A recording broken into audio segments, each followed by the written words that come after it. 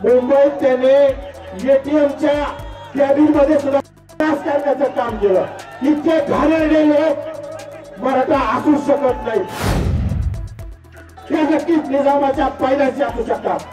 कारण ह्या लोकांनी मुंबईत घाण करण्याचं काम केलं। तो महंत त्या 5वी नापासाच्या जवळ जातात, 5वी नापासाचं स्वागत करतात, त्यावेळी तुम्हाला काय वाटत नाही। आमचे धनंजय मुंडे भगवान गडावर जाऊन शास्त्रीचं दर्शन घेतलं तर तुम्ही शास्त्रीवर आरोप करता, परंतु तुमचा महंत दवाखान्यात जाऊन त्यांची भेट घेतो, पण त्यावेळेस तुम्हाला काही वाटत नाही का? लाजा वाटल्या पाहिजे दुसऱ्यांना नाव ठेवताना।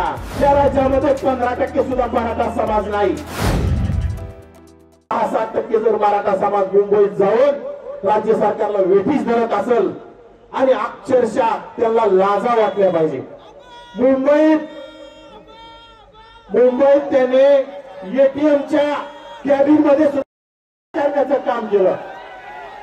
इतके घाणेरडे लोक मराठा असू शकत नाही, ते नक्कीच निजामाच्या पायद्याचे असू शकतात। कारण ह्या लोकांनी मुंबईत घाण करण्याचं काम केलं आणि ह्या मुंबई घाण करण्यासाठी तुमच्या मतदारसंघाचा डंगरा आमदार यांनी 25 लाख रुपये त्या जरांगीला दिले। मुंबईला जाण्यासाठी गाड्या दिल्या, रसद दिली, ताकद दिली आणि स्वतः तिथे जाऊन लोटांग घेण्याचं काम केलं। ज्यांनी मतदान केलं असेल त्यांनी आता प्रायश्चित्त करावं आणि ह्या डंगऱ्या आमदाराला पुन्हा त्याच्या कुटुंबातील त्याच्या खानदाराचं पुन्हा कोणी आमदार होणार नाही याची आतापासून आपल्याला तयारी करावी लागेल। ज्यांनी आपल्या आरक्षणाला विरोध केलाय, ज्यांनी जरंगे नावाच्या उष्टी दारू पिणाऱ्या विदेशकाला ताकद दिली, या सगळ्यांना आपल्याला आता घराचा रस्ता दाखवायचा आहे। जरंगे म्हणत होता आम्ही ओबीसींना घराचा रस्ता दाखवू, परंतु आम्ही विधानसभेला ओबीसीच्या 18 आमदार वाढले आणि मराठ्यांचे 40 आमदार करून दाखवले, कमी केले। आणि येणाऱ्या काळात ही तर सुरुवात आहे, पुढच्या वेळी 100 आमदार त्यांचे कमी झालेले दिसतील, परंतु तुम्हाला आमच्या पाठीशी उभं राहावं लागेल। आम्हाला काही पाहिजे नाही, ओबीसीचं अस्तित्व टिकलं पाहिजे। ओबीसीच्या स्थानिक स्वराज्य संस्थेतल्या 56,000 जागा वाचल्या पाहिजेत। आपला ग्रामपंचायत सदस्य झाला पाहिजे, आपला सरपंच झाला पाहिजे राखीव जागेवर, आपला पंचायत समिती सदस्य झाला पाहिजे, आपला पंचायत समितीचा सभापती झाला पाहिजे, आपला जिल्हा परिषदेचा सभापती, जिल्हा परिषद सदस्य, जिल्हा परिषदेचा अध्यक्ष, नगरसेवक, नगराध्यक्ष, महापौर हे पूर्वीप्रमाणे आपले झाले पाहिजे। परंतु या भामट्यांनी त्याच्या विरोधात षडयंत्र केलंय आणि आपले प्रतिनिधी सभागृहात स्थानिक स्वराज्य संस्थेच्या सभागृहात जाणार नाहीत याची काळजी करून जरांगे नावाच्या माणसाला समोर केलंय। परंतु आता ते षडयंत्र आपल्याला सर्वांच्या ताकदीनं हाणून पाडायचंय। कारण आपल्याला जर स्थानिक स्वराज्य संस्थेमध्ये जागा नसतील, आता ठीक आहे या भोगलवाडी गावामध्ये आपला ओबीसी समाज जास्त आहे, इथं काही फरक पडणार नाही, परंतु काही गावांमध्ये ओबीसी समाजाचे 1-2 घरं असतील, त्या गावात राखीव जागा जर सुटली तरच ग्रामपंचायत सदस्य होतो, तरच सरपंच होतो, नाहीतर आपलं अस्तित्व त्या गावातलं पुसून घेतलं जातं। आणि पहिल्यासारखं जुन्या काळातल्या सारखं त्यांच्या वाड्यावर जाऊन आपल्याला रहिवासी प्रमाणपत्र घेण्यासाठी त्यांना मुजरा करावं लागेल। त्यामुळे आपल्याला हे जर हाणून पाडायचं असेल, आपलं आरक्षण शाबूत ठेवायचं असेल तर आपला हा लढा इथून पुढे ताकदीने सुरू ठेवावा लागेल। तर माझं तरुण बांधवांना विनंती आहे की सोशल मीडियाच्या माध्यमातून आपल्या नेत्याविषयी गरज ओळखल्या जाते, आपल्या दैवतांविषयी गरज ओळखल्या जाते। आपले नेते छगनरावजी भुजबळ साहेब असतील, पंकजाताई असतील, धनंजय मुंडे असतील, लक्ष्मणराव असतील, माझ्यासारख्या कार्यकर्त्याच्या बाबतीत असाल, सोशल मीडियाच्या बाबतीत अतिशय खालच्या पातळीचं लिहिलं जातं। आपल्या तरुणांनी सुद्धा जशात तसं आता सोशल मीडियाच्या माध्यमातून उत्तर देण्याचं काम करावं। भोगलवाडीच्या तरुणांचा मला अभिमान आहे। काल त्यांनी बॅनर फाडलं, पण त्या बॅनर फाडल्याच्या नंतर संध्याकाळी अंधारात फाडलं चोट्ट्यांनी, परंतु आपल्या तरुणांनी दिवसा ढवळ्या त्या बेवड्याचे बॅनर काढून फेकण्याचं काम केलं।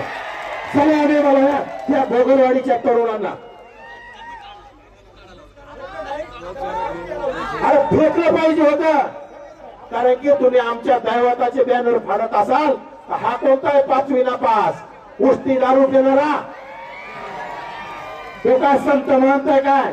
आणि खर तर आपल्या संतावर, आपल्या शास्त्रीवर सुद्धा यांनी आरोप केले, परंतु आम्हाला तुमच्यासारखी शिकवण नाही. यांनी सुद्धा यांचे संत महंत त्या 5वी नापासाच्या जवळ जातात, 5वी नापासाचं स्वागत करतात, त्यावेळी तुम्हाला काय वाटत नाही. आमचे धनंजय मुंडे भगवान गडावर जाऊन शास्त्रीचं दर्शन घेतलं तर तुम्ही शास्त्रीवर आरोप करता, परंतु तुमचा महंत दवाखान्यात जाऊन त्यांची भेट घेतो, पण त्यावेळेस तुम्हाला काही वाटत नाही का? लाजा वाटल्या पाहिजे दुसऱ्यांना नाव ठेवताना. कुठल्याही गोष्टीहून काही करत राहायचं, काही बोलत राहायचं, हे येणाऱ्या काळात खपून घेतल्या जाणार नाही. हा लढा आता पेटलेला आहे, ओबीसी पेटलेला आहे. ओबीसी आता शांत होणार नाही जोपर्यंत तो झेंडूशाही निर्माण करून हे राज्य सरकारला झुकवल्याशिवाय आणि 2 सप्टेंबरचा GR रद्द केल्याशिवाय आणि गेल्या 2 वर्षात 58 ते 59 लाख बोगस कुणबी प्रमाणपत्र जे वाटले ते रद्द केल्याशिवाय ओबीसी समाज शांत बसणार नाही. या राज्यातील 55 ते 56% असणारा ओबीसी समाज काय आहे ते आपल्याला दाखवून द्यायचंय आणि ते नक्कीच तुमच्या सर्वांच्या आशीर्वादानं, तुमच्या सर्वांच्या साक्षीनं, तुमच्या सर्वांच्या ताकदीनं आपण दाखवून देणार आहोत. तो काय करतो? जरांगेला सपोर्ट करतो. अरे भारत्या धनुभाऊनी आणि पंकजाताईने जर ठरवलं असता तर तुझं डिपॉझिट नक्की झालं असतं. आणि तू आता अरे घरच्या पुतण्याचा तू झाला नाही त्या जयसिंहचा, तू काय ओबीसीचा होणार आहे? त्यामुळे त्या डांगराची शेवटची आमदारकी अशी लिहून त्यांनी ठेवावी आणि येणाऱ्या काळात आपल्या मतदारसंघामध्ये, माजलगाव मतदारसंघामध्ये माधव तात्या निर्मळासारखा आमदार तिथे घडला पाहिजे, आपला आमदार झाला पाहिजे. त्यामुळे आतापासून आपण कामाला लागायचंय. गेवराईचा बेवडा आमदार, बीडचा बेवडा आमदार म्हणायला ओबीसीतून जन्म घेतला भामट्याने, चुलत्याचा झाला नाही. ज्या चुलत्याच्या जीवावर मोठा झाला त्या चुलत्यासोबत गद्दारी केली त्याने आणि आता त्या जरांगेच्या पाया पडण्याचं काम करतो. जेव्हा बीड जळत होतं त्या संदीप क्षीरसागराचे लेकर त्या घरात जळून गेले असते, परंतु ते लेकर तेथील मुस्लिम समाजाने वाचवण्याचं काम केलं. पण हा हरामखोर त्या जरांग्याच्या पायापाशी जाऊन लोटांगण घेण्याचं काम करतो. आष्टीचा काळ मोकळा राहिला, आता आष्टीचा जब्या, तो आष्टीचा जब्या मुंडे साहेबांमुळे त्याला राजकीय जीवनदान मिळालं भामट्याला. आणि आता पंकजाताई आणि धनुभाऊ निवडून आला आणि त्या भामट्याने जात दाखवण्याचं काम केलं. त्यामुळे ह्या भामट्यांना आता आपल्या हृदयात ठेवायचं, याला दाखवून द्यायचं, आपल्या हृदयात आठवण ठेवायची की यांनी आपल्याला आपली उपकाराची परतफेड अपकाराने केली. यांना पुढच्या वेळी यांच्या बुडावर लाद घालून, त्यांच्या कमरात लाद घालून याला घरी पाठवण्याचं काम करायचं. चंदनचोर तो हरामखोर चंदनचोर खासदार तो काय वगैरे करतो भामट्या? आमचं चुकलं, आमच्या काही ओबीसीच चुकलं. त्या चंदनचोराला कुठलंच काही कळत नाही, त्याला मतदान केलं आणि त्याला खासदार करण्याचं काम केलं. परंतु त्या बजरंग्याला आपण दाखवून देऊ, येणाऱ्या काळात तो चंदनचोर पुन्हा खासदार काय जिल्हा परिषद सदस्य सुद्धा होणार नाही, याची आपण पूर्ण तयारी करून घेऊ.